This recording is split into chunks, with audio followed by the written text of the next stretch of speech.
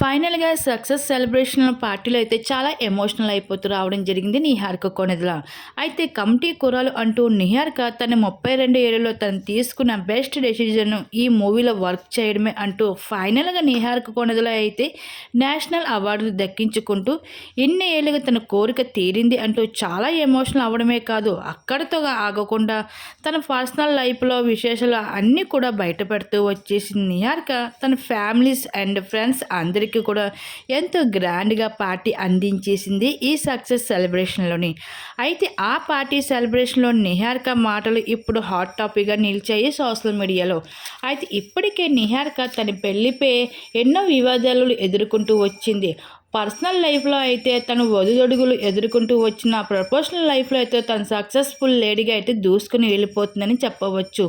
చైతన్యతో పెళ్లి చేసుకున్న తర్వాత విడాకులు తీసుకున్న తర్వాత ఎన్నో వివాదాలు ఎదుర్కొంటూ అక్కడితో తన జీవితం ఆగిపోనివ్వకుండా ప్రొడ్యూసర్గా అయితే తన రంగంలో అయితే దూసుకుని వెళ్ళిపోతుంది. అలాగే 1-2 సినిమాల్లో కూడా ప్రస్తుతానికి ప్రొడ్యూసర్గా కూడా చేస్తుంది. తన సక్సెస్ వెనకాల ఉన్న వ్యక్తి కోసం కూడా ఎమోషనల్ అయ్యింది అనడంలో నో డౌట్ అని చెప్పాలి. నిహారిక కొణిదెల ఫైనల్గా అయితే రివీల్ చేసింది. అయితే ఇప్పుడు నిహారిక తన రెండవ పెళ్లి వార్తలు వైరల్ అవడంతో పాటు తన వెడ్డింగ్ ఫొటోస్తో పాటు తనకు సంబంధించిన ఫంక్షన్ ఫొటోస్ అలాగే ఎంగేజ్మెంట్ ఫొటోస్ అయితే నెట్టింట్లో బాగా వైరల్ అవుతున్నాయి. అవన్నీ చూసిన నిహారిక కొణిదెల ఎవరు లీక్ చేశారు అంటూ ఈ విధంగా అంటే కూడా రియాక్షన్ ఇవ్వడం జరిగింది ఆ సెలబ్రేషన్ వేడుకలని.